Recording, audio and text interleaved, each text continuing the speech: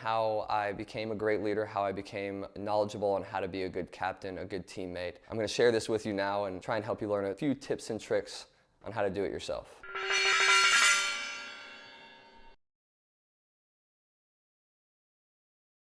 About 10 years ago, I first started competitively gaming. Ever since that first moment I stepped inside the game and started playing, I knew that I had the talent and the skill to become one of the best players in the world. To truly elevate yourself, you have to be able to communicate with your teammates, your real life friends, your brothers, and have them understand where you're coming from. Criticism is one of the biggest and most important aspects of being a leader, giving constructive criticism the correct way to the correct people at the correct times. It's a very, very touchy subject, and it really comes down to knowing your teammates better than they know themselves. You have to be able to identify with them, you have to be able to relate to them, you have to be able to respect them as a player, as a person, to truly give them good feedback. So when I first started my team with my real life friends, back in about 2007, 2008, is when I really started to understand what it takes to be a leader. Moving on from my real life friends to then online teammates and teammates that I'd never met before, teammates that are across the country, is when things really got interesting. Honestly, moving from team to team has helped me learn a lot about what it takes to be a leader. Seeing other captains and the way they do things, the way they communicate, the way they react to certain things has honestly taught me more about being a leader than anything else.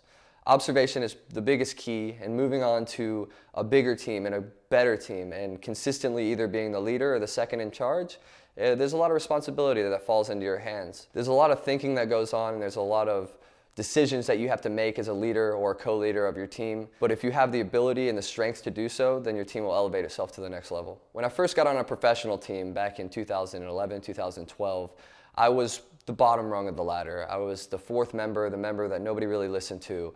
And when you're that low down on the ladder, you have to soak in all the knowledge you can possibly gain from your teammates, especially your captain. Once you observe the way they react to things, the way they communicate with their teammates, the way they go about strategizing and communicating, it helps you understand what you need to do to then elevate your leadership and your captainship to the next level. When I finally got control of my own team on FaZe and I'm finally the captain of a team, I feel that I have way more responsibility now, but I'm way more comfortable with having that responsibility due to the experience I've had in the past with dealing with teammates, dealing with other captains, dealing with organizations, social media, all those kind of things that go into being a leader of your team.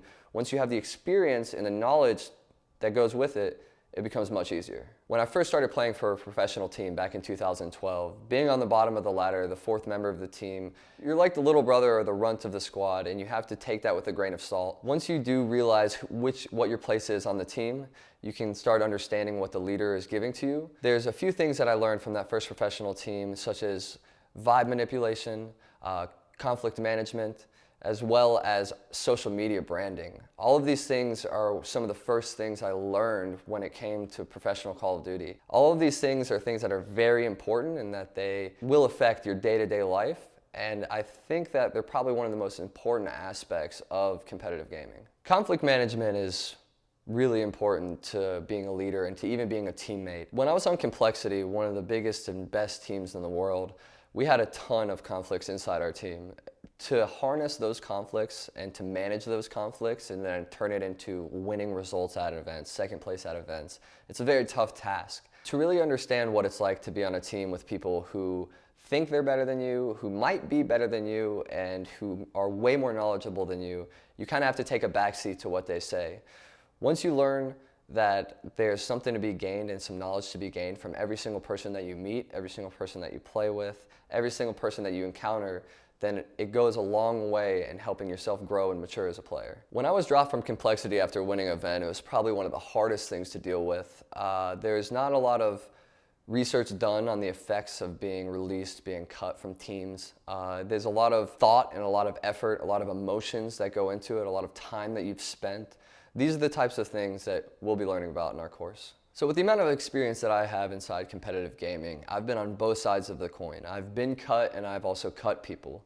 There's a certain level of understanding that goes into the dropping or releasing of a player, and there's also a certain understanding going into being dropped and the respect that you have for the teammates and the memories that you had. This is one of the hardest things to deal with in competitive gaming. It's doing the releasing and being the one released. I would say it's the hardest aspect and probably the most difficult aspect of competitive gaming. This is a really big deal because you can't really just pick up random people or drop a random teammate if they have a bad event. There has to be a lot more behind it, a lot more thought, a lot more effort into thinking about dropping and picking up other players, because there's so many different aspects and so many different facets of players that it's really tough to rebuild chemistry. And once you drop or release a player, it resets that chemistry to zero. I'm really excited to teach this course on leadership and look forward to seeing you in the dojo.